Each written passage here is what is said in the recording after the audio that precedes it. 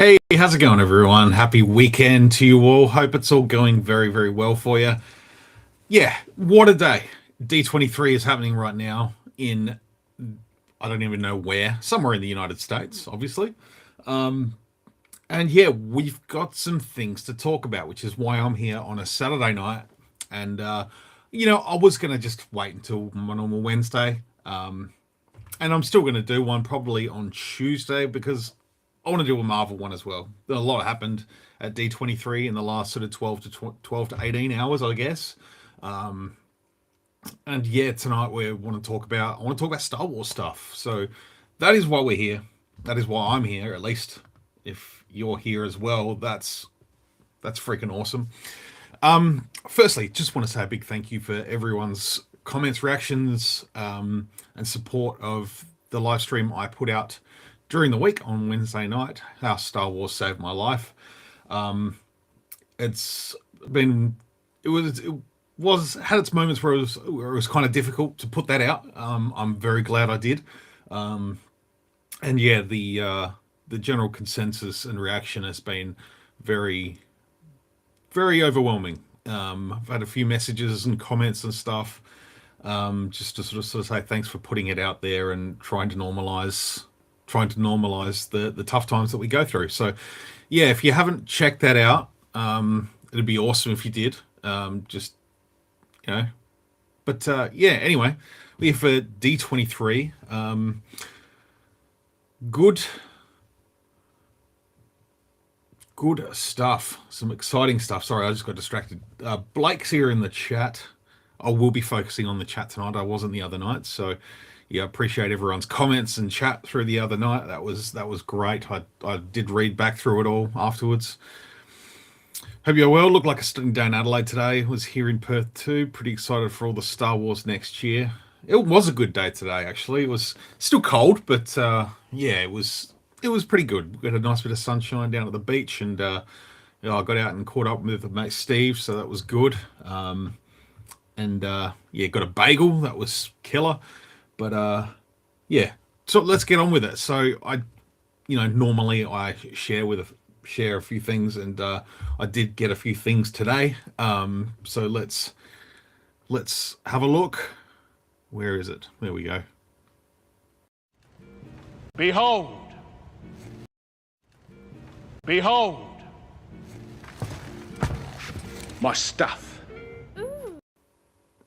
So yeah, a few things today, a few pickups while I was out. Hey Ed, how's it going, mate? Glad to see you back on the chat channel. Yeah, I've been back on it for a while. This is a rare one on a Saturday night though. I've been doing them on the weeknights, but it's good to be here. So yeah, finally caved, and well, it didn't cave. I just come across it. I thought, you know what, today's the day. Today's the day. So I got Lady Deadpool. Very cool figure. She looks great. Haven't had a chance to play around too much yet, but I'll have to get her and Wade together. So yeah, she's very cool. I was very excited to pick her up. I've already done a few little tweaks, like gluing the belt down, and the sort of holster straps around there. But she's very nice, so I'll pop her up there on the Marvel shelf, or one of the Marvel shelves. And then I spotted these guys a couple of weeks ago, and as far as I know, there's only two of them out. But they're McFarlane Toys Page Punchers, Teenage Mutant Ninja Turtles, based on, I think it's the IDW comics, or at least a sub story of the IDW line. It's a couple of turtles. I've got Leonardo and Donatello. I believe they're the only two out, at least here in Australia. I've tried searching to see whether Raph and Mikey are out and about, but not yet. But I did see these in store a couple of weeks ago, and I'm like, no, I'm going to go back and get them at some stage. And yeah, just spotted them today, and they were actually on discount, so I snapped them up, and these are pretty damn cool. So yeah, I'll give you a better look at Leo there. So you can swap out the face plates for, or at least on this one, you can swap out the face plate for a like a Shogun mask, which is very cool. It's sort of the armor at the waist. It's all sort of on little hinges so you can pose him up a little bit. Comes with a change of feet and change of hands. A holster on the back. It's like a... It just made me think of the TMNT3 Turtles in Time, and that's what this comic's called. And yeah, there's Donatello. So again, he's got the hinge there. You can flip those armor pieces up.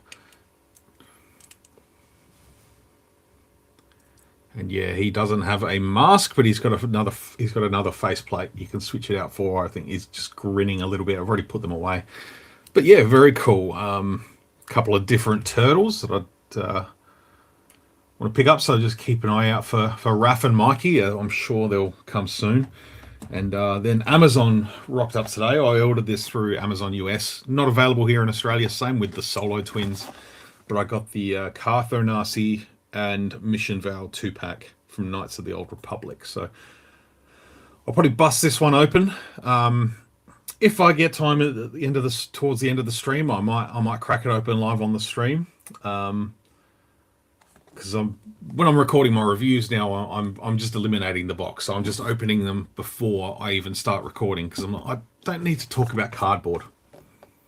Don't need to talk about cardboard and plastic cases, and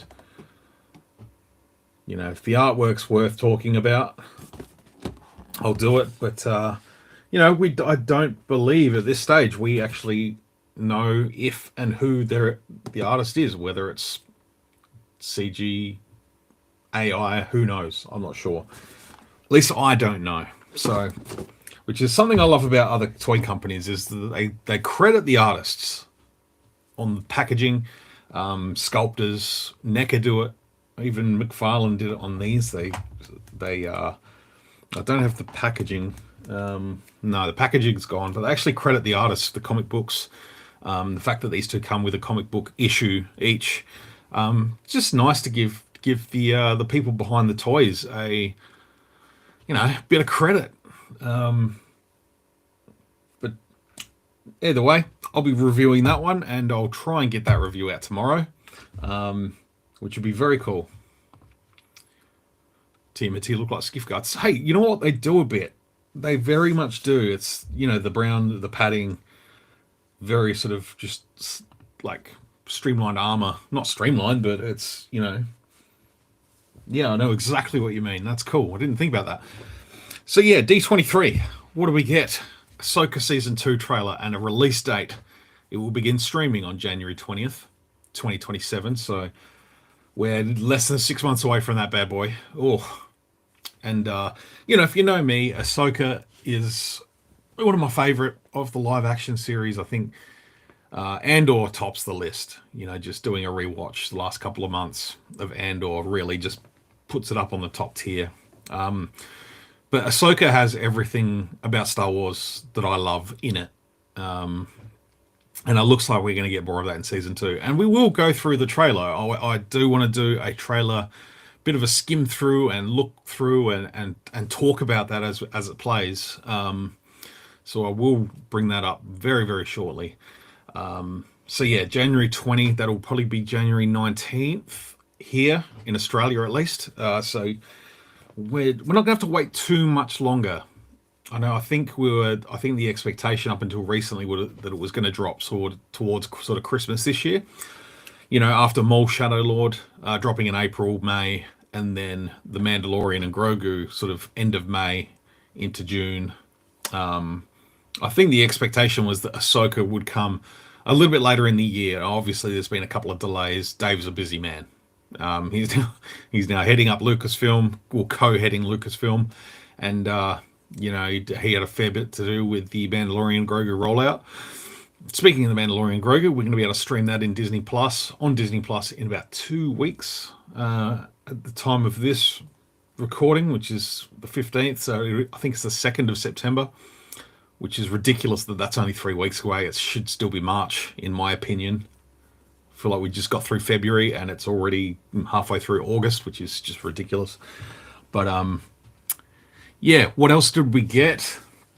So yeah, Ahsoka Season 2, well on its way. It's looking good. The trailer looks phenomenal. I do want to bring up the poster, if I can, if you'll allow me the pleasure. And yeah, I think we just sort of sit here for the next 3 hours and look at this because it's wonderful. And let's see if we can fill that out a little bit. There we go. So yeah, again, January 20. Yeah, again, loving this very samurai influenced artwork. Obviously, there's Ahsoka written in Aurebesh there in the side. It looks like it's, you know, brushed on with paint. An awesome shot of Rosario Dawson as Ahsoka there in the middle. And I love that sort of flared effect of the lightsaber blades, that sort of transition from, you know, the front of Ahsoka there into something that's sort of painted. I think that looks amazing, absolutely incredible. And the shadow and the threat of Thrawn looming in the background, I think that's fantastic as well. And down below, we got the red figures, which is very, you know, it feels, we know that there's going to be some action happening on Dathomir in season 2, and the red, the heroes there, the villains,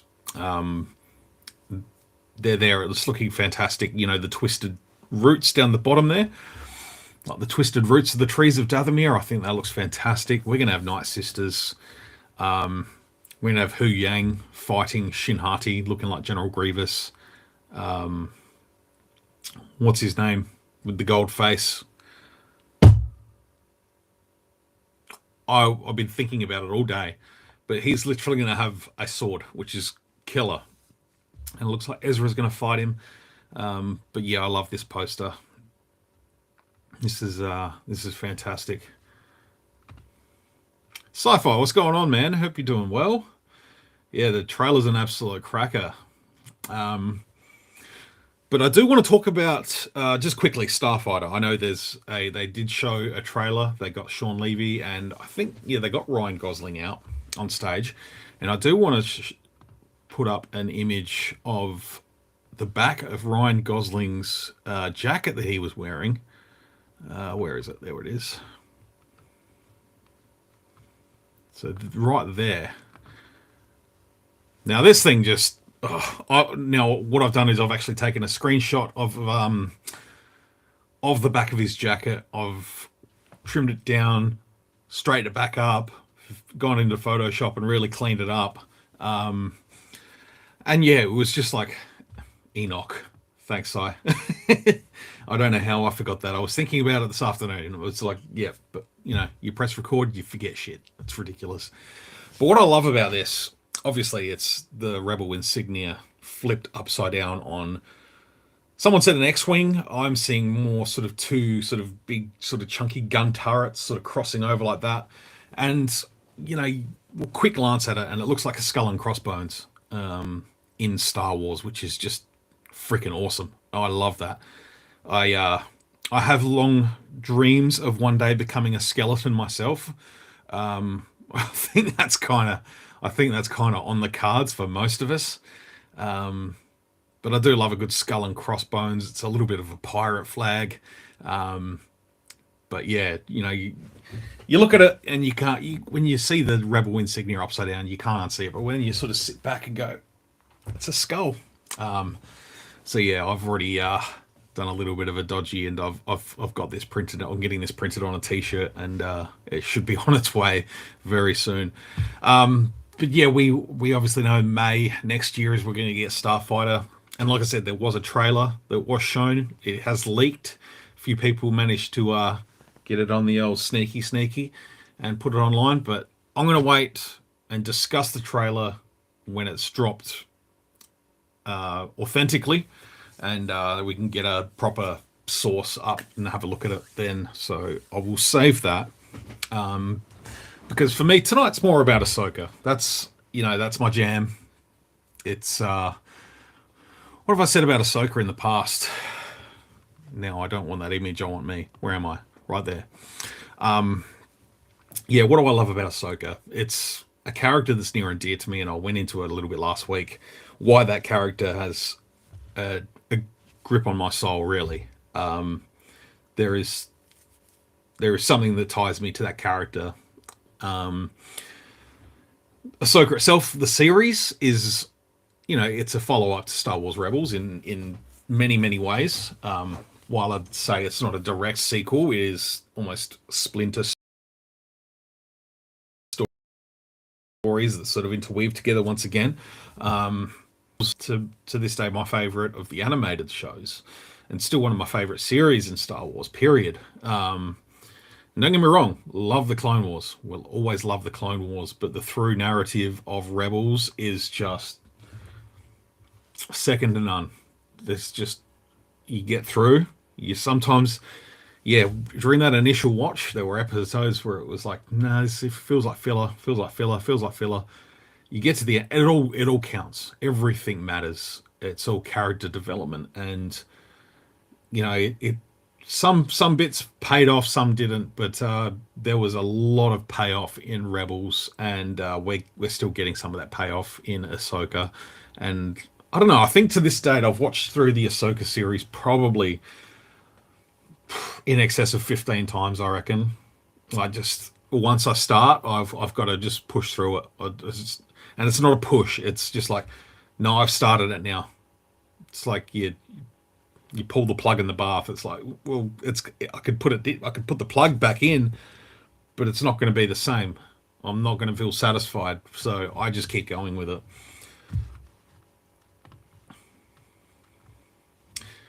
Yeah, do it, man. It's not much. It's not much. It's very much a teaser. It's visually, I think Starfighter is going to be unreal, but Ahsoka, yeah, it feels like an animated show come to life. What else do I love about Ahsoka? The mythology behind it. The history of the Night Sisters, the Jedi, the witches, the Peridea. There is history there. And then, right at the very end of the season, we get the little tie into the Mortis gods, which is just, that image of Balin standing on the out pointed finger of the father of Mortis, and that just triggered like the Lord of the Rings sort of feel to it too, and Ahsoka's journey from grey to white, which is very much reminiscent of Gandalf. And knowing that Filoni himself is a massive Tolkien fan, massive fan of Tolkien, he's going to interweave those things sort of into his Star Wars. So again, being a big Tolkien fan, big Lord of the Rings fan, I appreciate the hell out of that stuff. So that's another reason why I love the Ahsoka series. Not only that, there's all the cool stuff. There's dogfighting in space. There's lightsaber combat. There's expansion of mythology. There's great actors, great villains. In Balin and Shin, the two wolves, which is just, I can't wait to see them pick up again. It's gonna be fantastic. Yeah, man. I still remember the early days of Rebels, where it kind of felt like, in terms of the animation, they were taking a little bit of a backward step. But you get through it and I don't even, looking back at it now, I don't think it is a backward step. It's just, it was a different feeling of animation. Stylistically, it was different. It almost feels like a more fluid version of early Clone Wars, where you sort of get some of those brushstroke textures throughout the environments, and they've even doubled down that even more with the backgrounds of more Shadow Lords. So there is a lot of connective tissue between all the animated series, and yeah, Rebels. I just think of all the different environments, Lothal, Lothal. The big city and the wheat crops and the grasslands, and then there's just something about that visual and Kevin Conner's music that just, it feels like home. And there's something about Rebels that feels like home. And it's a family story. They're not born of blood. They're together, but they're also different, but they're family. They're united by their mission and their love for one another, and that's huge. That's such an important part of storytelling. And Star Wars has always been about found family. It's never been about blood. I mean, it's got that involved, obviously, with the Skywalkers and everything, but it's always been about going beyond birthright and blood, and it's all about found families, and stuff like that. It's always been that way, and Rebels is very much the epitome of that, in my opinion. Oh man, the blade wings. Oh man, there's a shot where two B wings are just like, oh shit. Yeah. Shall we watch the trailer? What do we think? What do we reckon? Shall we do it? Now bear with me while I just bring it up. Screen share. Yes, that's exactly what I would like to do.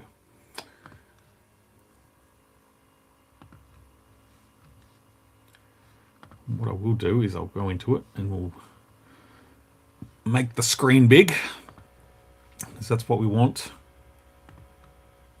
And I'm going to put myself in it. I'm going to put myself here. See if I can drag this one in front. See if I can find a way. No, that's all right. I'm here. We're going to watch this together. It's going to be fun. Hang on. This is better. Yes. Yes, that's better. Now you don't need my big bloody head poking in the way. So, all right. Let's go. Let's go. So what I'm going to do, I'm going to play it once. I'm going to play it once all the way through. And then we'll go back and we're going to do a little bit of a skim through. And we'll talk about it that way. I think that's going to be the way to do it.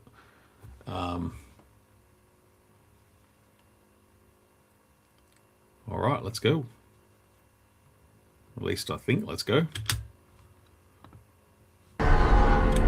Tell me, Ahsoka. What troubles you?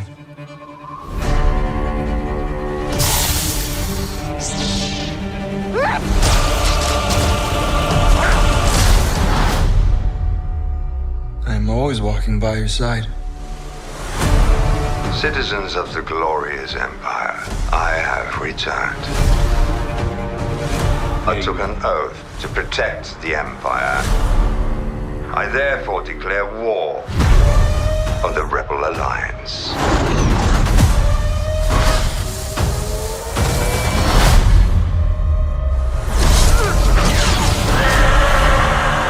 Out of vision. What did you see? More and more danger than I thought.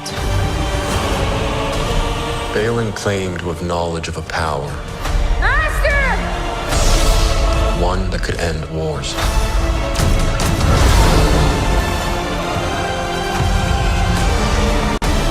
A long time ago, I walked away from the Jedi. This is your trial, Ahsoka. Maybe time to decide. Are you a Jedi? Or not?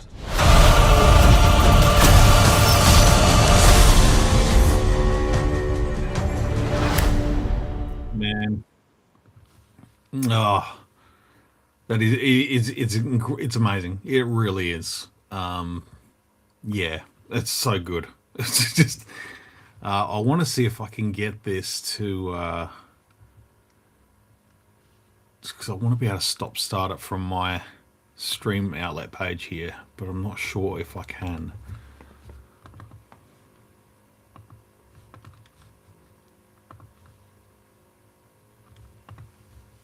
All right, bear with me for a minute, folks. I'm here we go. This should get us back in business.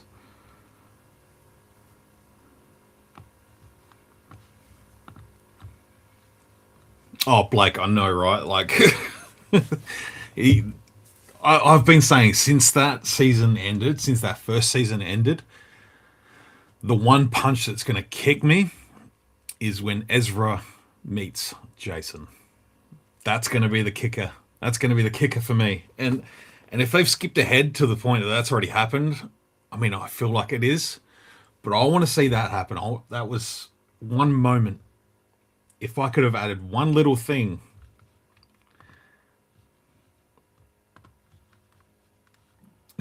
It's just, if I could have added, oh, come on, hide. There we go. If I could have added one little thing to the end of that first season is when Ezra greets Hera. I would have liked to have seen a little moment. You know, they have the embrace. Nothing wrong with exactly what they did. You know, Chopper, you have Hera, you have Ezra, and then you have a moment where it comes to Ezra's face, and he senses a familiar presence. He senses, you know, something related to Kanan. And then from around the corner comes Jason, and the realization of Ezra knowing that is the son of his master Kanan. That would have been such a big emotional beat. Oh, I get goosebumps just thinking about it, man. Like, it's just literal Star Wars goosebumps on my arm. Just thinking about that idea of those two meeting. It would be a fumble. Look, if they can do it right, I still to this day think, you know, I wanted to see the meeting between Luke and Ahsoka, and we know they get together at some point. And I don't know if we need to have, you know, a 40-minute episode dedicated to them sitting there sharing war stories. Do I want to see that? Absolutely, absolutely, I do. But I don't think it's going to happen. Unfortunately. All right, let's swap this over again. So, let's get skimming, shall we? I'll keep the chat there. I'm just moving windows around because I know how to do stuff like that. Technology. All right, let's go back to the beginning. Now I need to make this window bigger. Oh, there we go. So straight from the get-go, we've got U-wings.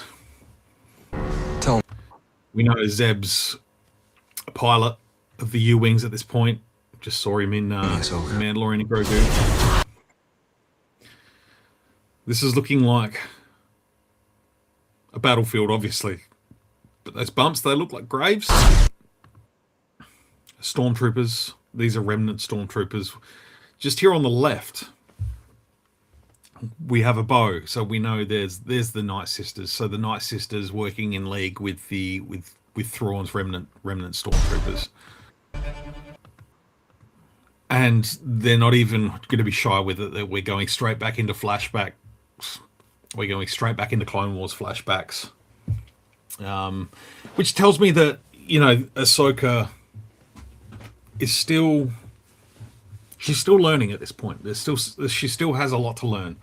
And whether it's related to the master-apprentice relationship, I think what we learned from Ahsoka in season 1 is that she all the lessons she took from Anakin were, you know, find your path.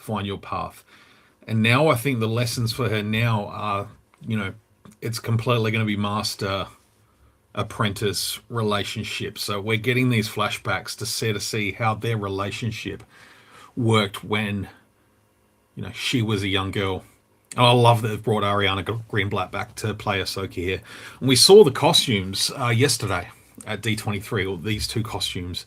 And yeah, I can just sort of see my Anakin, the Anakin and Obi-Wan in their snow outfits from the Clone Wars. They were the first two Clone Wars figures I ever bought back in the day.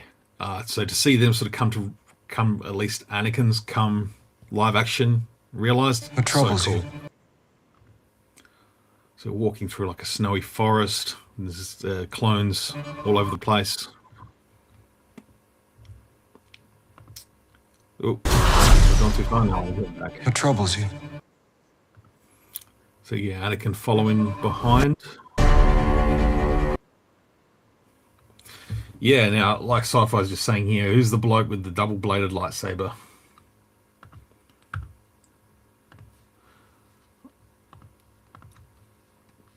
It's a good question, because I have freaking no idea. Now this idea with the lightsaber, we've seen that in an action figure. What was her name? Was it Dark? No, it wasn't Dark Woman. No. Brain fart. But she has a blue lightsaber, and then like a handle with a little blade in the middle, so it's sort of separated in the middle, which is interesting. Yeah, I'm very intrigued to see who this guy's going to become. Where he's a fallen Jedi. He's got this. I wonder what the color of his lightsaber blade. It's green, but it's in a very sort of dark bluey atmosphere. It could be like a teal. Whether this, set during the Clone Wars, this is like maybe a Jedi that's lost his way. There he is. Look at him, man. Bringing back Hayden to give Anakin some more life and love is the greatest thing that Disney's done for a long time with Star Wars. Look at that nod. Look at that. Look at him. It's Anakin, man. Like, here we go.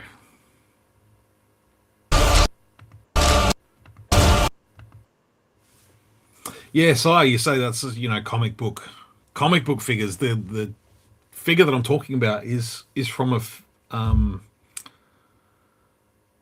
an action figure pack, from a comic pack, and is it? No, never mind. Jarael. She came with Jarael and Roland Dyer. She came with the Mandalorian guy, the red Mandalorian guy. Jarael was the character. She had a similar lightsaber. Hers was more of a staff, but it had a blue blade in the middle and then another handle, which was almost like this guy. And he's got the middle blade and he's using that as like a block in the middle. Because he learned from Darth Maul. Because if you just chop through Darth Maul's, you got two lightsabers, and he's just like, no, I want to keep this double-bladed bad boy.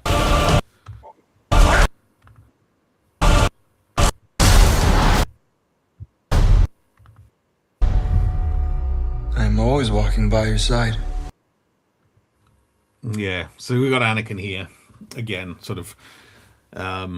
He's guiding her through something from beyond. Obviously, this is Anakin still has a part to play in the physical realm here, and that is continuing to train his apprentice. Citizens The red Lucasfilm logo. It's ominous. of the glorious empire. Thrawn back on deck. Look at him. He's got a little bit of grey in his hair. He's aged a little bit. I mean, yeah, he's probably of that age. Is it just me, or the parts of his forehead there where he's got the brow sort of arches that were so prominent in the animation style? Does that look more than what he had in season 1? Yeah, I'm not sure. I need to go back and review season 1 to see how prominent those sort of the forehead sort of structure there looks a little bit more. Whether it's just the lighting, it could be the lighting here. He looks like he's in a sort of a brighter area, so that could be showing it a little bit more prominently.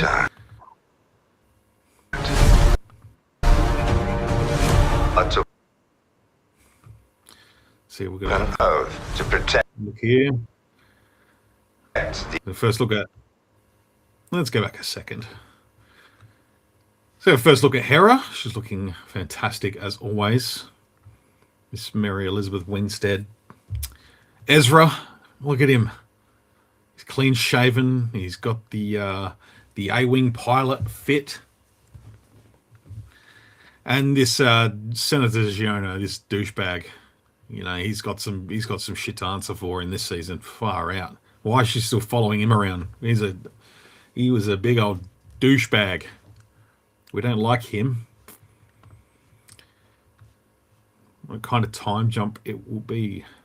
3 to 6 months. Yeah, I don't know. I kind of get that feeling. It looks at this stage. It looks like Ezra's very much back in the fray of the rebellion, or the former rebellion, New Republic. And we do get a hint that time has passed when we see Sabine. Protect the Empire.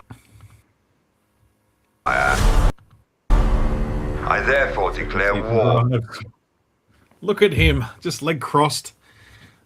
I love that they've carried forward some of his art pieces. We got those in Black Series, the little Salamiri. We've got those little guys, and he's got a droid standing there as well. But I like his chair. It looks comfortable, but not comfortable enough that you fall asleep. You don't want your leaders falling asleep on the job. I'm the best there is. I'm the best blue guy. You never meet a better blue guy than me. Star Destroyers, man. Now look at that bad boy in the back there. That's one of the light cruisers, isn't it? Of the So you're back in the Home One by the looks of it. The Home One briefing room. I do like Hera's jacket. I do like the lighter color jacket with the Purina logo on it. She's definitely sponsored by pet food. Senator Ziono standing back there like a chump he is. Bombers. Look at that. Driving troop carriers.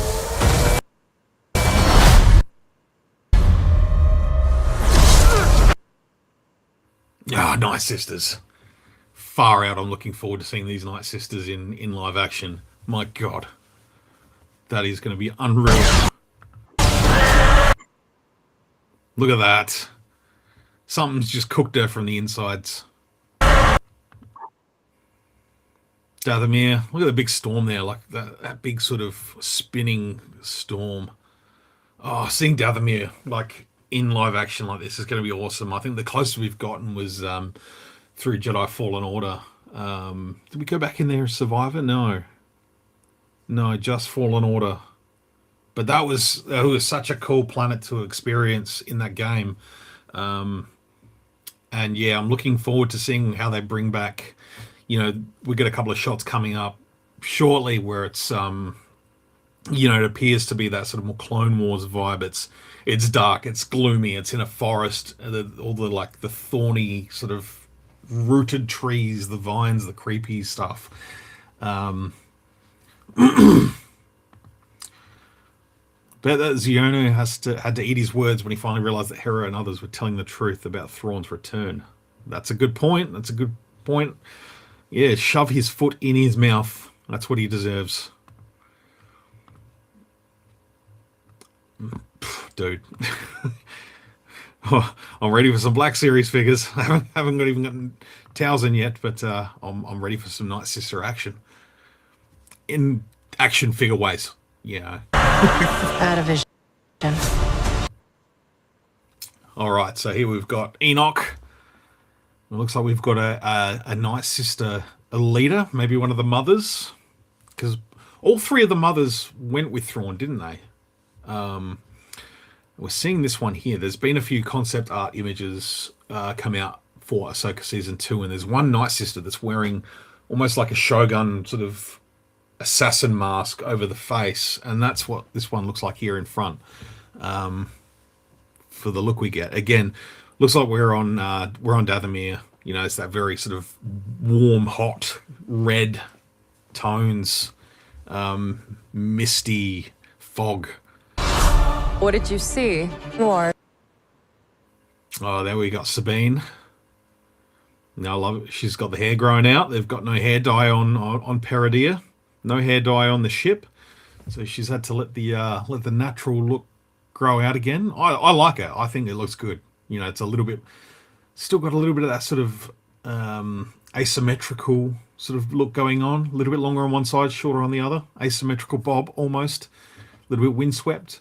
And I do notice on her shoulder there, she's a piece of shoulder armor has been replaced by something the Noti have made, by the looks of it. So again, there's some that's your first, like you were saying, the time jump. If that's any indication, to see how long her hair's been growing. We don't know how long it takes her hair to grow, but yeah, say a little bit of time's passed. It's probably a good 6 months.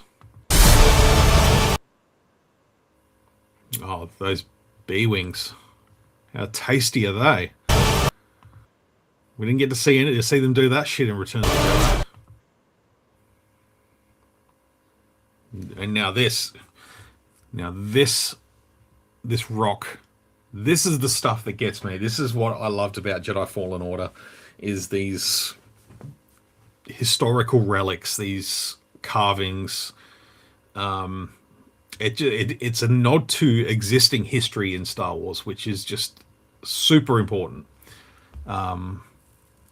It just shows the worlds have been there for a long time, and there's civilizations that More have and come more and danger gone. than I thought.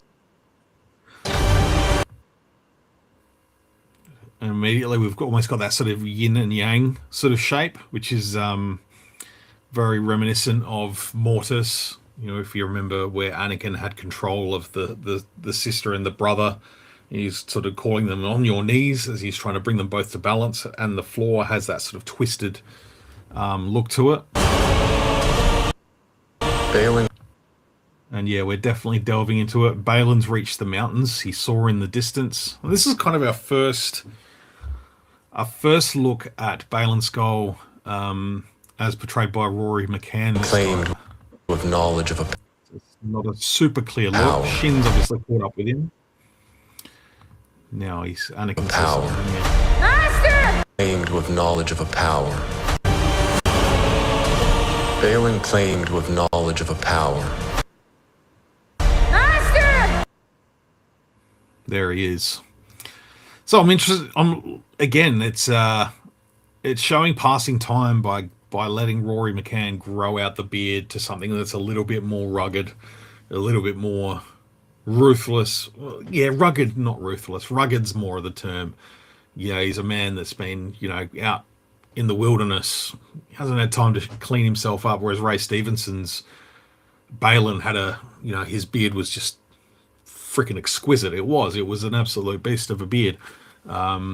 But yeah, he's had to let it go. Balin, he's had to let the beard grow out, and I don't know. I'm seeing a little bit of I don't know. I'm interested to see. This is the guy that I'm looking forward to. Not Rory McCann, Balin Skull. I mean, I'm looking forward to seeing how Rory goes and plays the character and continues on Ray's legacy, because he was such a big part of that first season. I think he captured so many people. So a very important part to see One that could end. Shin. So exploring the insides of this temple, which again sort of goes back to the start of season 1, where Ahsoka's on the temple doing the puzzles and stuff like that. The B-Wing scene reminds me of the B-Wing attack we saw in the last episode of the Skeleton Crew. That's right. I completely forgot about that. Completely forgot. Oh no. Just hang on, folks. I got to get this back. I just crossed out the window because I'm a bloody idiot. Blah, blah, blah. Bear with me. I'll get it back. Oh, just when I thought I was on an absolute roll, I go and do that silly crap. All right. Now I need to go. Technologia.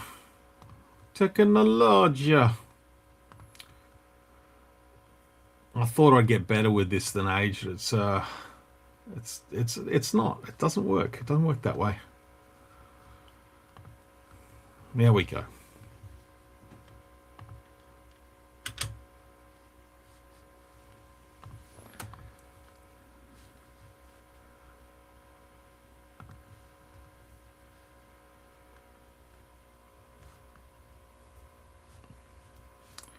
All right.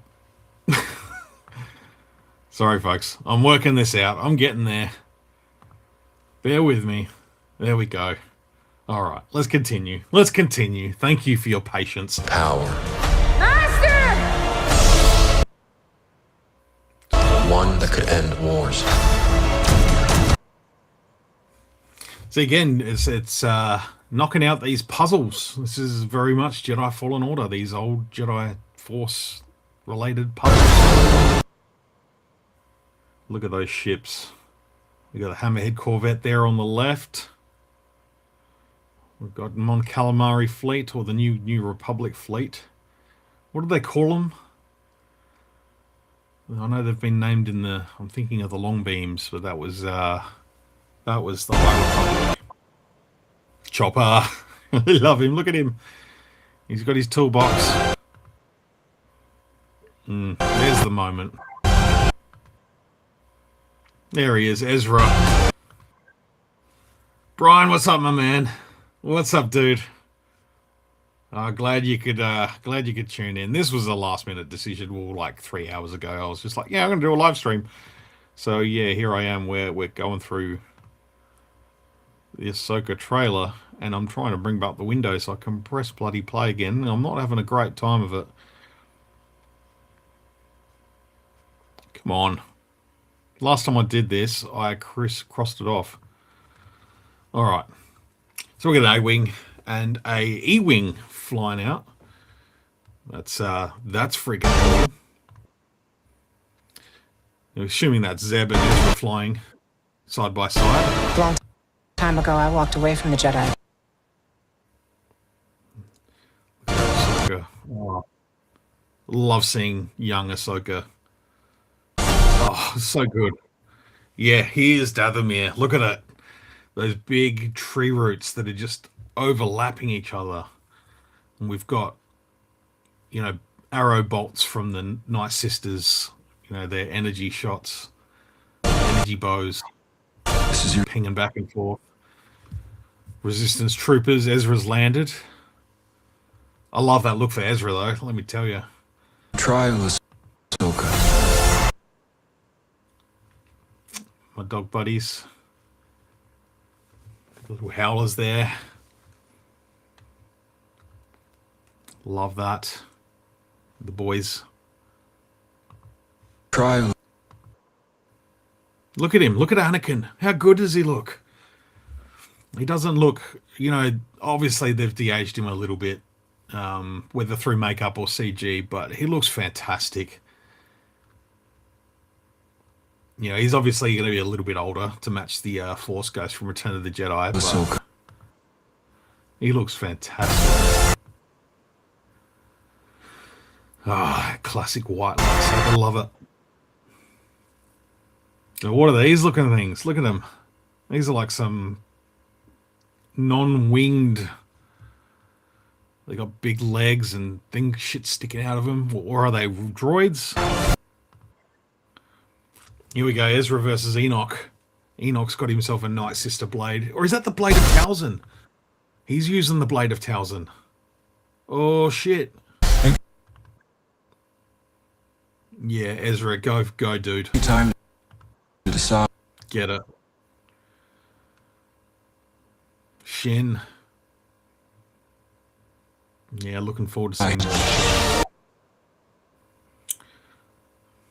General Hu Yang! Look at him, he's so good. Oh, man. So Shin's going to try and get into the ship for some reason. But Hu Yang's just like, nah, you got to get past me, sister. Look at Ahsoka there. Jedi. Boy. It's been using the flamethrower. Face fight. Or not. Oop. That was the ghost. Yeah, Anakin asking Ahsoka there, are you a Jedi or not? It's a good question. She hasn't gone by the term Jedi for a long time. She left the Jedi Order as a teenager, and she used the term "I am no Jedi" throughout the Rebels period. and she's been aligned with the Force, obviously, and the light side of the Force, and doing good. But the Jedi as a institution, she's removed herself from that. And whether she needs to, put the point across that, she can be a Jedi, but not necessarily aligned with that institution. Maybe there's the next step, which is what his son's doing, is rebuilding the Jedi in a different light. So I'm interested to see how that's going to pan out too. Fighting the blockade runner there. So again, those, the symbology of on the floor plan there. That's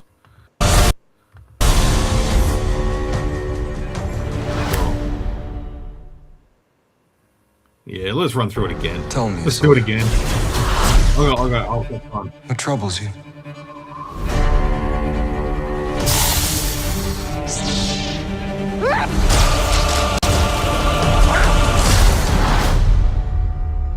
I'm always walking by your side.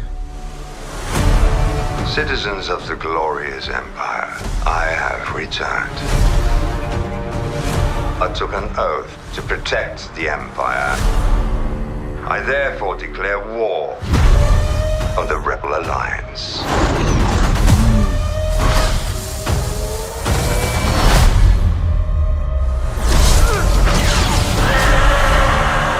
Out of vision. What did you see? More. The scream from More and more danger than I thought. Balin claimed to have knowledge of a power. Master! One that could end wars.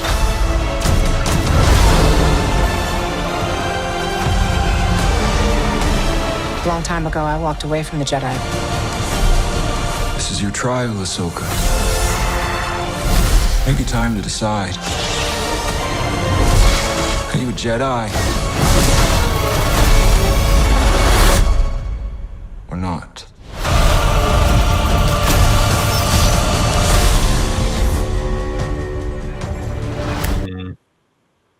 just glorious. Just absolute cinema. No, I can't wait. I really can't wait. I will wait because I have to wait because there's a certain amount of time between now and January 20th, but we'll get there. Yeah, you can sort of see my Ahsoka section right there. That's going to have to... I've already got to make a little bit of room in there for bloody Rotter because he's probably only a month away. Oh, yeah, I'm going to have to do a... I don't know, I've got some thinking. I've got some thinking to do as to space. I've got... Let's have a look here. Let's see if I can show you. So down the bottom there, I have... That's all sort of expanded universe gaming greats. I could probably condense them down a little bit. That side is all my sequel stuff. Down the bottom there. And then back to there is Force Awakens. And then it's sort of, yeah, Skeleton Crew just sort of tucked in there. Ahsoka. I think over this side, Return of the Jedi there. That's going to have to shuffle in a little bit, I think. Let's see if I can present the other camera. Extra camera. Let's see if we can do this. I've done it before. Maybe not.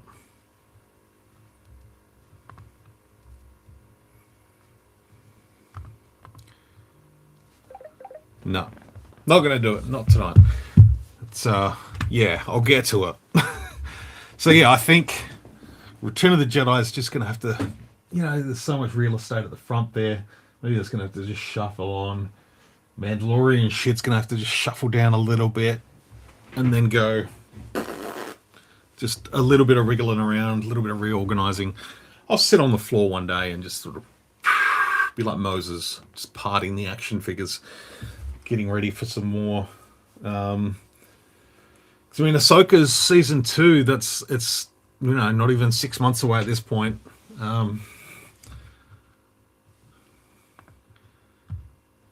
Got Caleb, what's up, man? The massive collection. Thanks. I'm extremely poor.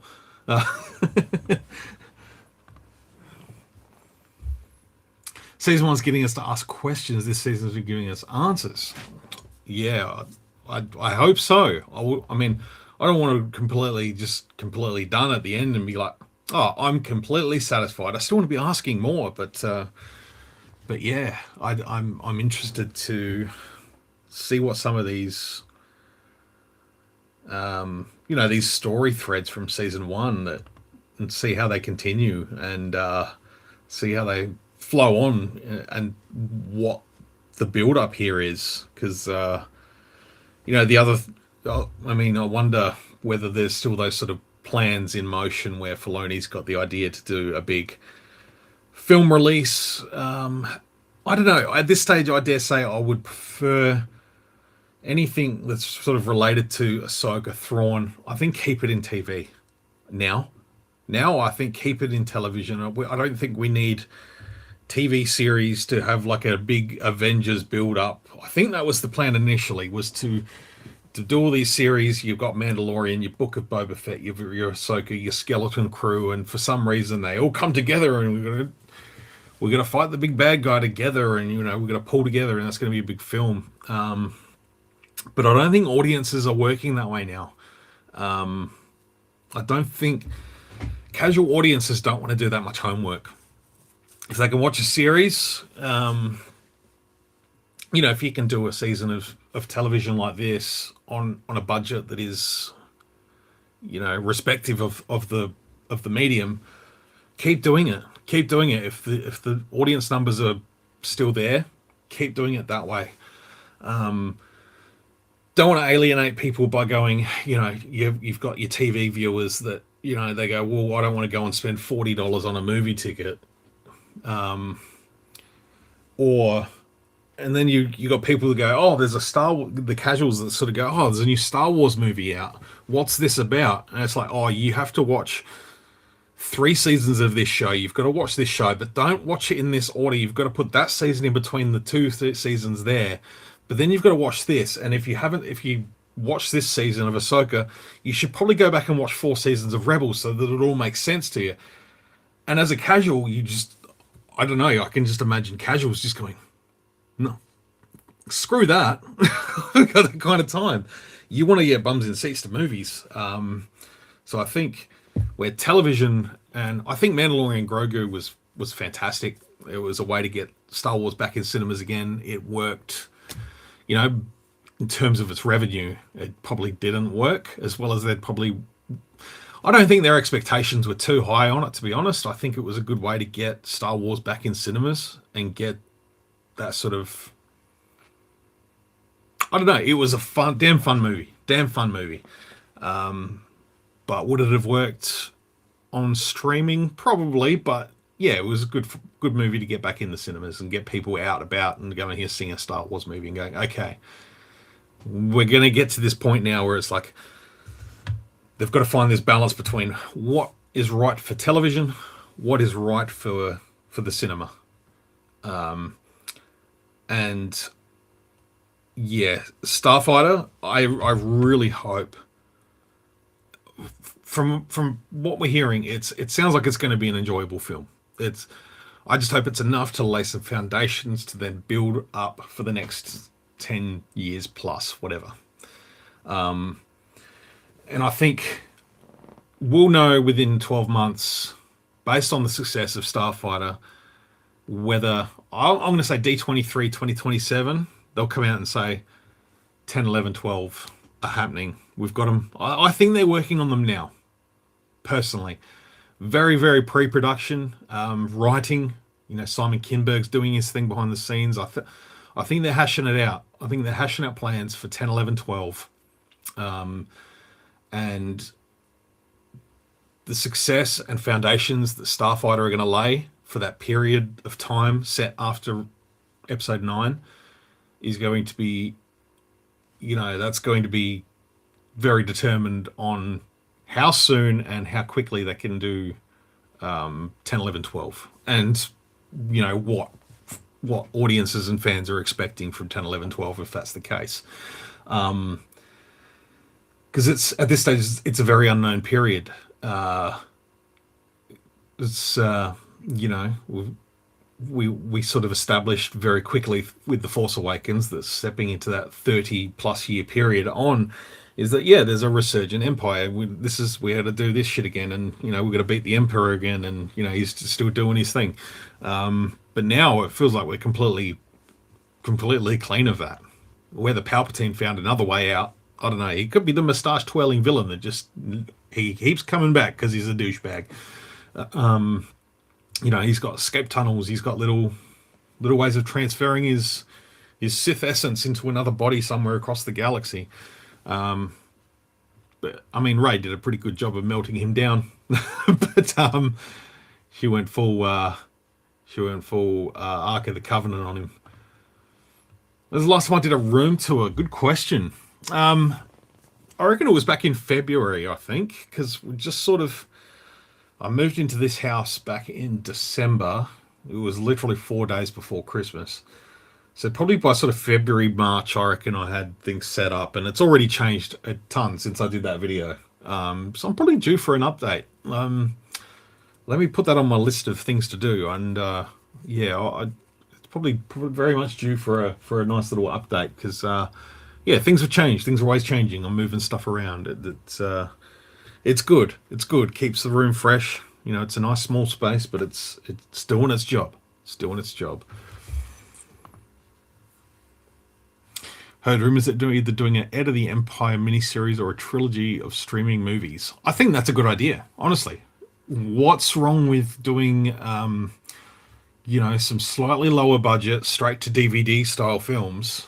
You know, I've been saying for years, I think Disney need an animation studio, or you know, Lucasfilm need a subsidiary animation studio that can do things like adapt books like DC do. They adapt comic books into films. I think that's a no-brainer. There's so much voice talent out there. If you were to do 2 of those a year, that would be fantastic. Straight to Disney Plus. Do a limited DVD release or something. They won't do it down here in Australia, of course, because we don't get any home media from Disney anymore. But I think it's a great idea. Assuming the budget's right and they can monetize it correctly and recoup the funds to keep going with it. Thing is, these days it's tricky because there's so much non-disclosure about streaming numbers and what those numbers mean. We're so used to, you know, getting, you know, theatrical numbers coming in. Just go, oh, it's made so much money at the box office. It's made so much money. You used to be able to get like broadcasting channels sort of going, oh, this is, you know, we had so and so million viewers this week and this on this program or whatever. But streaming is a completely different thing. They're just so tight-lipped on it. It's bizarre. It's really bizarre. Whether they don't want that kind of information out there to sort of then go, well, you know, we don't want people to know how much we're making off them because we're charging them $15 a month or $20 a month or $10 a month or whatever it is. We don't want them to think like we're overcharging them. And then they go, well, they're making a shit ton. Either that or it's a shareholder thing where they go, well, we don't want our shareholders to know that we're making stuff all. Who knows? It's a bizarre thing. I think that needs to be hashed out between, you know, whoever is the governing body of whatever. Governing body of bullshit needs to just say, look, you need to be a little bit more open about what's going on here. And, you know, shareholders, who cares? Whatever.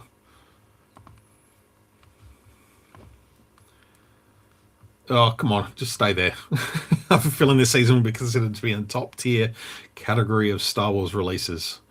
It already is for me, my man. You know it. You know how much Ahsoka and that series means to me. Yeah, it looked like start Mando versus Book of Boba Fett and Ahsoka. We're going to do an Avengers amalgamation. Yeah, that was kind of what I think that's what I was trying to say earlier.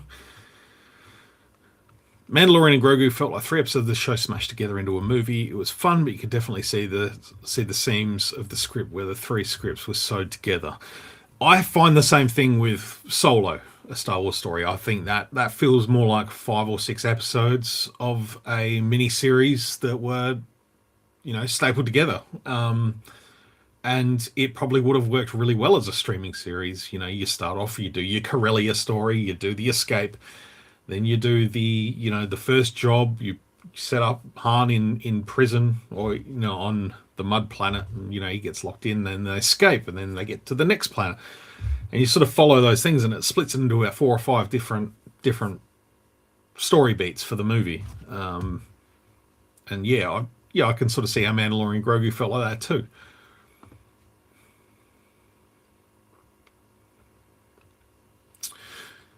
Yeah, 100% there, Mr. Marley. We've been fed pretty well considering it's only 10 years of Disney Star Wars. Don't know how they're supposed to fit Finn, Rey, Poe, and the Resistance into things. Yeah, that's going to be interesting. That'll be post Starfighter. If Starfighter doesn't do anything to sort of tie them in, or tie in, there's a lot of talk about the kid in Starfighter. He's the son of a Jedi, and he's going to be sent to find someone to train him, and that's where Rey comes in. She started setting up a new Jedi school or whatever, and that's apparently the tie-in. Yet to be seen. Ever see yourself going fully 3.75 again? Yeah, no, not anymore. No, won't happen. Not at these prices. Let me just share an image. I'm just going to send it to myself so I can bring it up on the computer, and I'll share an image that I took today while I was out and about, just looking around. And this is very indicative of the state of things at the moment. So just bear with me for 2 seconds, guys, because I'm going to, we're here. Might as well just go into some toy talk. I did share this on my Instagram stories earlier, but I'll bring it up here on the stream. Image, there we go.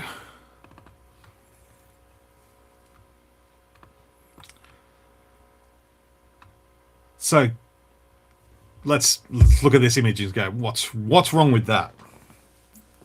That is what is wrong with Star Wars collecting right now.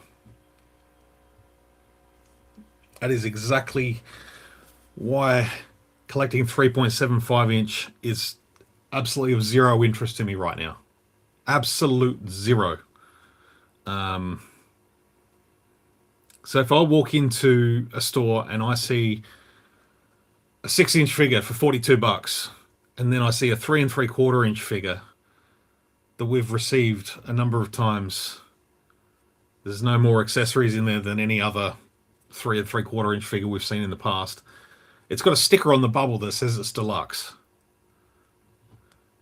$45 fucking dollars. It's ridiculous. I think of the Gamorrean Guard, the vintage collection Gamorrean Guard from 2011. $15. That thing was gigantic. Like, not gigantic. It was a solid piece of plastic, and he had fur. He had the boots with the fur. This is just as well the big mini rig debacle that happened during the week, and none of Hasbro's representatives of the Star Wars line have even acknowledged the screw up there, advertising it for, what was it, $54.99, and then when it goes live it's $79.99. That's some bullshit. I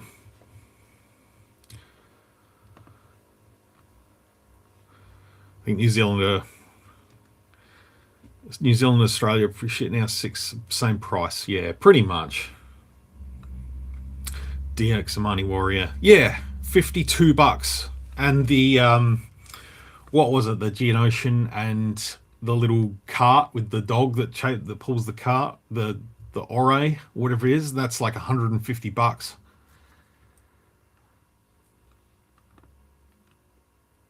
This is another comment from Caleb. I think if Solo was a series, I think we would have kept the Flight Academy arc. They had a whole 30 minutes arc of Han at the Imperial Flight Academy. That would have been cool to see. See how he's dealing with the Empire. I would have loved to have seen that. TVC prices are going to kill the line. They've already killed it for me. I'm glad I bounced. I'm really glad, because I've picked up 3 vintage collection figures this year.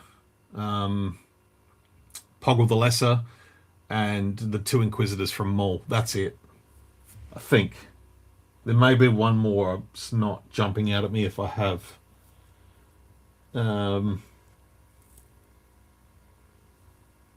I saw the Zeb. He was $45, and I think I only paid $55 for my Black Series one. So it's, yeah, not going to happen. But yeah, this is the issue. What do we know? Standalone art. It shows the slow down the pace of the focus. Absolutely.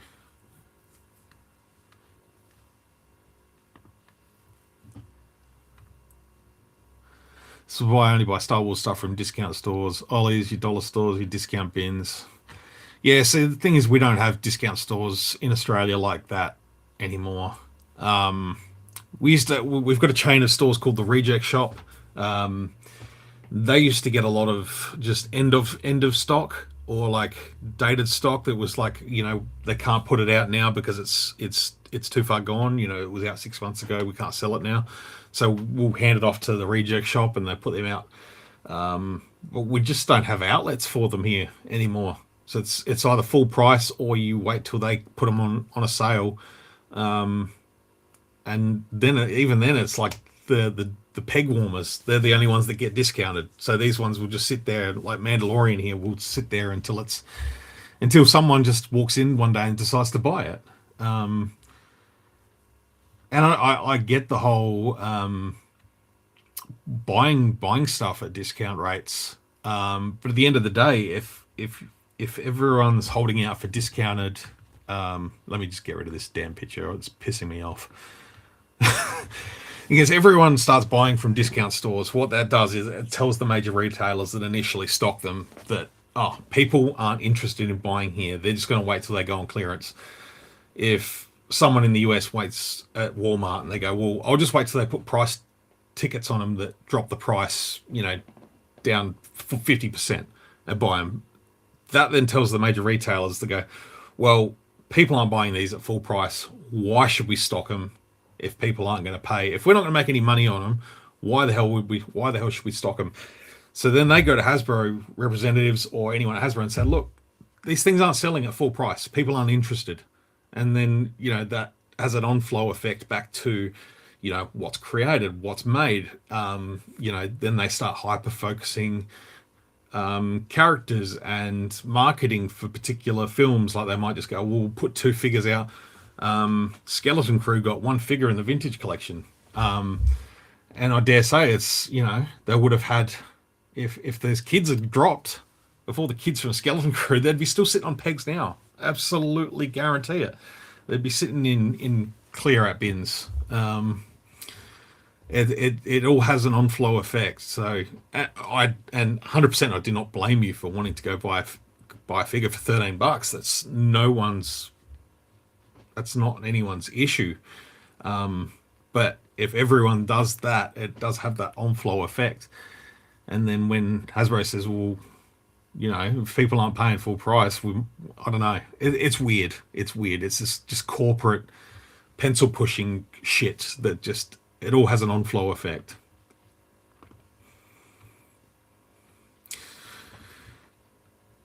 Aiden, what's going on, dude? Why have they jacked the price up so much more than Black Series? And the Black Series next single figure is going to be $55 next. See, that's funny because Zing EB Games have just dropped, most of their Black Series have gone from 45 down to 43 or 42. Whereas Vintage Collection just keeps climbing. And, it's now Vintage Collection is now marketed as a collector-centric line. Like it's aimed at adults that can afford to spend money on shit. It's not aimed at kids. It's not a toy line that's accompanying a film like it was 15 years ago. When the vintage collection first came out, you know, it was still the next step of the next toy line. And it was targeted as a toy line for kids that would then pull in the adults that remembers the vintage cards. And that was essentially where it stuck the market. The market stuck with that. And now, you know, kids have gone into bloody Minecraft and Fortnite and iPads and shit. And they don't care about... I mean, I know there's kids out there that do. They still love action figures. I'm trying my hardest to get my little nephew into toys. He loves coming in here and looking around. But, yeah, I don't know. If Black Series standard figures start peaking over $50, that's where I'm going to start going, all right, time to settle down. But, you know what? I'm selective enough. You know, I wait gaming greats figures like troop builders and stuff. I'll generally wait till they're discounted on Amazon. We all do it. It's fine.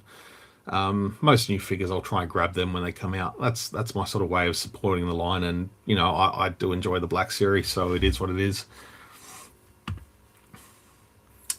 I've stayed lower to 3.75, but I wait for discounts and aftermarket cheapies. No longer jump ship to buy it straight away. Also happy to miss out now. Yeah, I'm sort of getting that way myself too. You know, there's a few people out there that pay overs to get stuff early, and that's fine. That's their prerogative.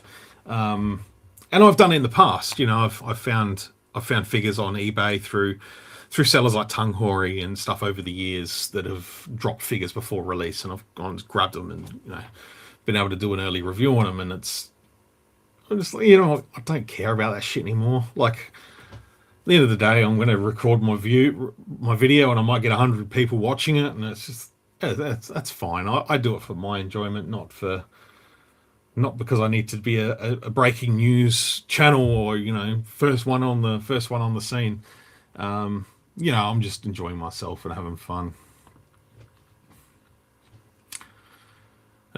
Yeah, Rogue One figures. I remember when they put out a bunch of Anakins for like $15, and everyone was swarming for those blue line Anakins, those Revenge of the Sith Anakins from 2014.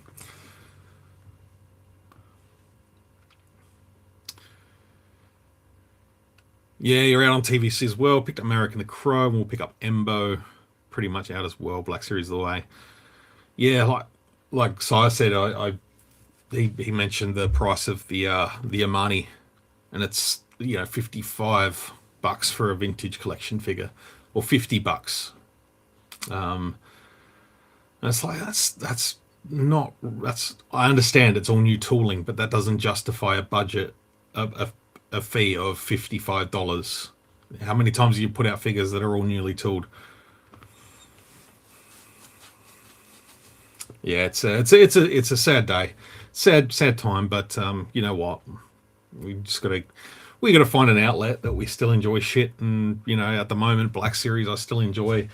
I started dabbling in the Marvel Legends again, so it's you know, as someone with the collector sickness, which is all the twisted fucking brain cells up here, we've got to have an outlet. We've got to have a way to, you know, please the tism and get the dopamine happening. Otherwise, we start doing drugs. No, it's hard. It's hard to think of myself as someone who doesn't collect stuff. It's how I've been for 30 odd years. You know, even as a kid, I used to get out figures and line them up on my shelf, and you know, I always do this. I've always done it. Always will. I don't know where that gene came from, but I'm stuck with it. I'm stuck with it now. And Brian, while you're here, I've got my mug. This one. I just want to show over it. Every time I bring this in, I'm gonna give this guy a look. It was a Hallmark. You can put a biscuit in there or a cookie.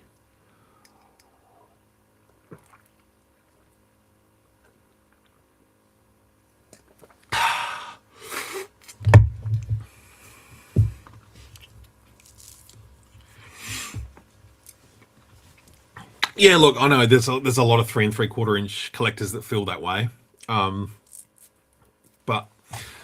you know what? I would say, look, I still remember the days of Marvel Universe, the 3 3/4 inch Marvel line, and you know that I remember those days. You know, going into a local store called Toy World and picking up the 3 3/4 inch, and I had a bunch of those Marvel figures back in the day. Probably one of my early toy room tours probably had, you know, I don't know, I didn't have many. I might have had a dozen or 20 or something like that. Marvel Universe, but then when they did the jump to 6 inch, it was a chance to sort of see these characters in greater detail, in you know, something that's more friendly with the adult hands, which is how I see it. You know, for example, I'll just grab Magneto here. It's something, you know, it's in my hands. It's, you know, it feels the hands. It's easy, it's good to move. It feels solid. It's good joints. It's good details. It's you know, very close up looks at the details. You get to see all that, and yeah, I don't know. I guess people sort of jumped on that. And I know that sort of Toy Biz started the Marvel Legends back in the sort of early 2000s, and that obviously conked out at some point, and then when Hasbro kicked it back off again in, what was that, 2010, 2009, maybe around then. I mean, maybe it might have even been 2011. Anyway, the Infinite Series Marvel Legends, that's a throwback, that one. And yeah, I don't recall hearing much discourse. I know people were disappointed that they had all the 3 3/4 inch figures and they weren't going to be able to continue them. And, you know, they sort of brought the Infinite Series in line with like the 3 3/4 inch Black Series. But you know what? It's a generational thing. You know, if it's just the way it's going. I think 3 3/4 inch hasn't necessarily brought in new audiences. It's sort of it's kept the same customers, which again is great for staying power. But you know, when you're not getting any new on board, not to those numbers anyway, not to the extent of what it was. You know, kids of the 90s like myself, you know, 80s, 70s, you know, those kids that were, you know, toys were all we had.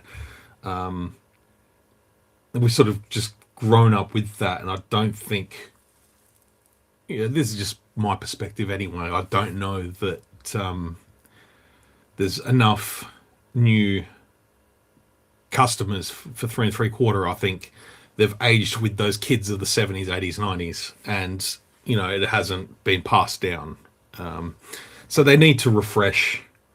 They need to bring in a 6 inch line for a new generation. And we'll in the next few years we'll be finding out all about generations when the sequels start getting looked upon by an older bunch of kids from 2015 plus through 2020. Those kids are going to be adults. They're going to have a lot more voice, and they're going to get hit with the nostalgia bomb the same way the prequels has, and we're going to see it all over again. And you know, maybe then they'll go, oh, let's do a 4.5 inch toy line, and you know, I don't know. Funded the prequel movies through figures alone. Keep buying the toys, they're good. Just make sure you get the Jar Jars. Yeah. So the cardboard is premium. That's why I've sort of little joke I've been running along with recently is the vintage collection. I call it the cardboard collection because there's a lot of people out there that give more shits about the cardboard than the actual figures that are in the box. It's just I know it's not completely accurate, but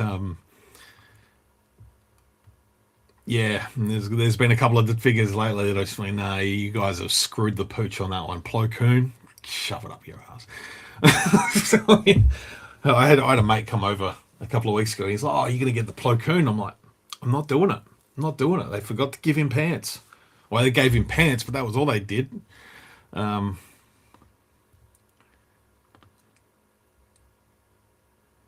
Yeah, man, cards are a joke. Cards are an absolute joke.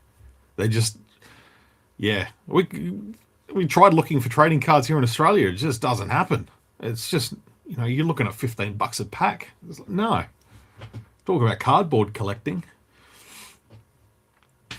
Marvel Universe 3.7 in the mid 2000s was killer. Yeah, there's some good figures, man. There's some good ones. I remember when I got, I think it was a repaint, but it was an anti-venom. And it was just big bulky anti-venom, which I think was just a monster venom figure repainted in the white or cast in the white plastic and given the opposite paint. But I was like, that was sick. I had the Extremis Iron Man. I remember when they did the super duper articulated Amazing Spider-Man figure in 3 3/4 inch for the Andrew Garfield, the first movie. And they did a toy line. There was some right. There was sort of basic articulation. They were a little bit more than 5 POA, but then they did this super duper articulated Amazing Spider-Man. You could fold him into a bowl and throw him across the room, and he'd bounce around, and that was so good.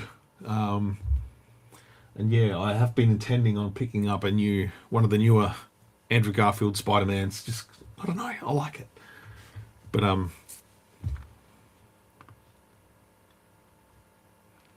got to be very picky about every line. Also with other movies and other things I collect, might do some secondhand backtracking. Yeah, that's the way to go too. And sometimes you just go, you know what, I'll just sit back and wait. Sit back and wait. Don't see the point in carded unless to resell. Yeah, that's the thing that I've been saying for years. There's so many out there that you're not going to capture the lightning in the bottle. Like, someone finds a box of 1980 Kenner figures in a loft or in a basement or something somewhere and go, oh, look what I found. These are worth thousands of dollars. I'm like, yeah, you're not going to capture that again. You go out and buy a case from the store today, and it's like they're not going to be worth. You pay $45 for them, they might be worth $50 in 10 years. It's just not going to. Everyone's doing the same thing. Everyone's buying trading cards. Everyone's storing boxes of cards. Everyone's scalping boxes of cards and storing them, and in the hopes that one day they'll increase in value. And sometimes they do, and sometimes they don't. And it's, I don't know. I've always been that guy that's just like, buy the toys, have fun with the damn things. Speaking of which, I'm just gonna hide that comment there. I'm gonna open this on the stream here, and then I'm gonna go because it's been an hour and a half. But yeah, I appreciate everyone hanging around and sticking with me and talking Ahsoka and stuff and some toy stuff. Yeah, I'm not opening these on review anymore. At least for the moment, I'm not going to be talking about cardboard anymore. I'm over it. I'm done. It's always been I've got to record the first parts of my videos. So if I get 4 new action figures in, I've got to sit here and go, here's the box, let's look at the box, let's look at the cardboard. Then I've got to stop recording, sit here, open them all up, throw the cardboard all over the floor, and then I got to go, all right, now I've got to do I'm just going to do one, just going to cut out that middle shit of having to just open up the boxes. So it's fun to do on a live stream too. So yeah, this one came from Amazon US, not set up here anywhere in Australia. So yeah, the last one I need to track down is the Jason Jaina set, because yeah, that's just not available here anywhere. Nowhere's taking it on. Whether that's a retailer's choice or Hasbro deciding not to offer it to any retailers here, I've got no idea.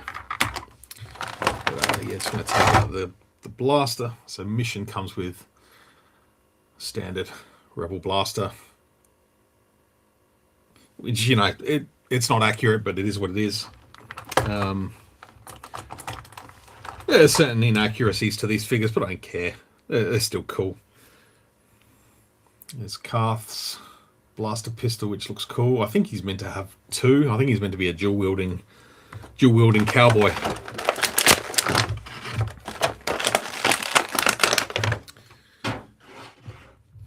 Now I think I was on stream I can't remember if I was live streaming or just talking with Brian Metal Jedi when these figures were announced, and we're sort of going through and looking at the figures and trying to work out what they're made from.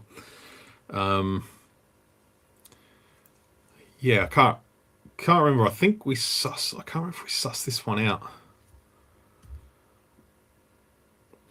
I think Mission is made of a few, because I think like the main sort of torso is like Jaina Solo, Dr. Aphra. The arms I think was from Aura Singh, because she's got the sort of the arm tassel, if memory serves, and that would explain why Mission's arms look really long. She does have freaking long arms. See, she's got Aura Singh's sort of slightly ganglier, longer arms, and they've just given her some normal hands. Yeah, I haven't seen any other reviews to know if anyone else thought about this, but yeah, they kind of look maybe a little bit too long, but that's all right. It's no biggie. You know, if I've got it posed up, holding, yeah, it just looks a little bit. Even doing that. She's just got really long, skinny arms.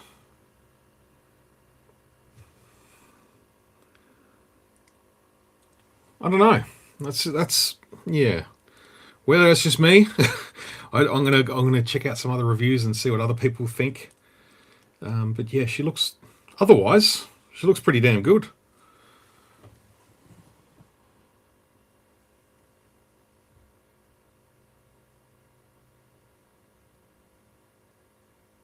It looks all right. Again, like I think I was talking with Brian and sort of saying, you know, if among other people as well that we've talked about it with, is that, you know, you've got to be able to get these characters out. These sort of, you know, they're not super well known characters. You know, they're definitely of a selective fan base. But if you want to get these characters out there, you've kind of got to put a bit of reuse into them to get them out. And if it means, you know, sourcing some parts from other figures, you know, give them a new head sculpt.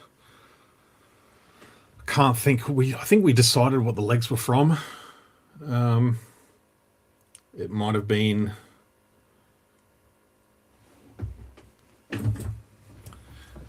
trying to think.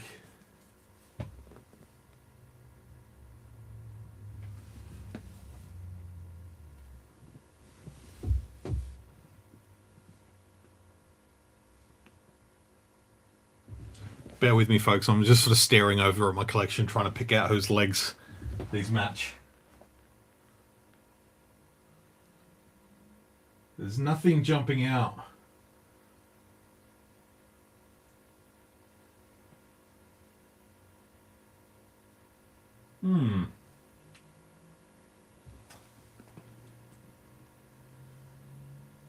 Yeah, there's nothing that's like, oh, those legs are from so-and-so. That's okay. That's okay. It's just because of the way that sort of the cuffs are right at the top there. Looks good though. I like it. I like the sort of the, you know, they're not obviously not long, just long boots, but she's pretty cool. She's pretty cool. And Carth. Now I think we did work out. I remember working out that his bottom half, his entire bottom half is all Kanan Jarrus. And he's still even got the lightsaber clip there. I think the rest of the belt might be a bit different.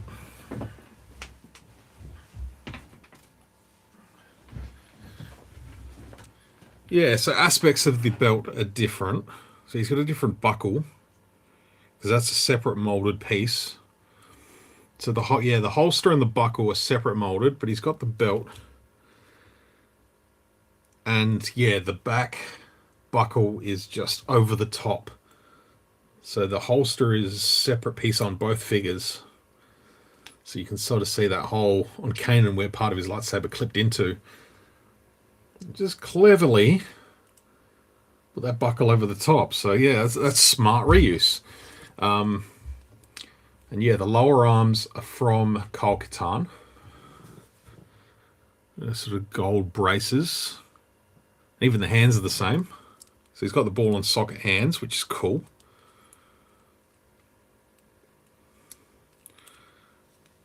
And yeah, I can't really pick.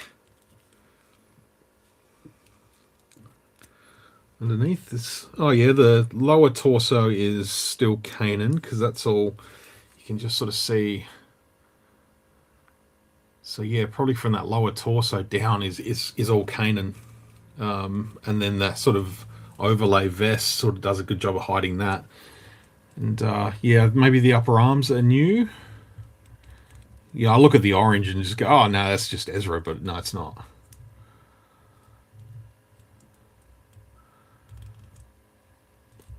But otherwise, he looks pretty good. He looks cool. Yeah, I'll probably do my review of this one tomorrow. I'll get that up. But yeah, nice to have a couple more additions to the Old Republic. Now where are my stands going? I've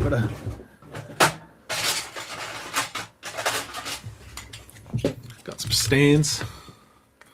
Get these ready for tomorrow, so I can jump in, put my backdrop up, and hit record.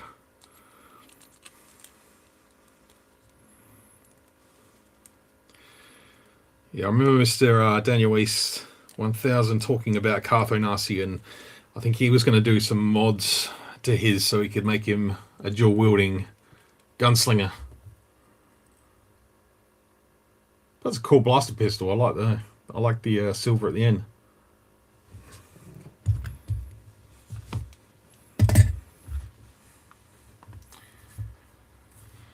Need Hasbro Pulse here. No, we don't. I don't want to pay for shit and then to be the last to get it. Must raise my son, right? The Hot Toys collector of Star Wars in DC. Yeah, he done well there, so I spread it up. Son got one of those, are amazing. Yeah, the photos you sent me are sick. Vintage got a lot of because of the scarcity, but now Hasbro controls the buy to order. Yeah, man, it's shit. I don't know why we're not accessible. Sometimes we get shit that's like you don't think you got any chance of ever getting it here, and then they're like, oh, by the way, we're getting it, buy it now, and we get it before everyone else in the world. And then other stuff like this, it's just like, no, bugger them, don't worry about them, they'll be all right. But yeah, Amazon US, I'll probably just have to keep an eye on Amazon US for the Jason Jaina set to pop up. Hot Toys are amazing. A pretty decent collection myself, and yeah, man, you got a Hot Toys problem. It's a good problem to have. But no, I know you're Brian. I know you're focused. You're focused. It's Force users, Darksiders, and it's a good focus to have. But yeah, hey, look, it's been just over an hour and a half, so I appreciate everyone hanging out on a Saturday night. It's been awesome. So much stuff happening. D23. I'm not sure what else is planned for the weekend. But I will do another stream on Tuesday or Wednesday night. I haven't decided. I think I've scheduled it for Tuesday, with the option of me just going, no, I'll do it Wednesday if I can't be bothered on Tuesday. That's just how I do it these days. If I can be bothered doing it, I'll do it. So yeah, I'll be around in a couple of days. There's a new Doomsday trailer, Vision Quest, and the X-Men news, bunch of movies, or new film, new X-Men. Obviously we've got Sadie Sink as Jean Grey, and then a bunch of other main X-Men characters were announced, which is exciting. So yeah, I want to do a little bit of a Marvel discussion during the week. So if that's your cup of tea, hope you can join in. That would be fantastic for. But yeah, if you're still watching, if you're still here, if you could give the video a bit of a thumbs up, that'd be awesome. Just helps the algorithm and tells me that I'm good. If someone gives me the thumbs up, I smile a little bit inside. But yeah, thank you all very much for hanging out. It's fun. I like doing these. I haven't done them on a Saturday night for a little while. It's nice not being completely wiped out from work and then being able to come in and talk stuff. So, and that Ahsoka trailer, I'm going to go and watch it 500 more times until It is tattooed on the inside of my brain. All right, folks. Thank you very much once again. Till the next show, may the Force be with you always.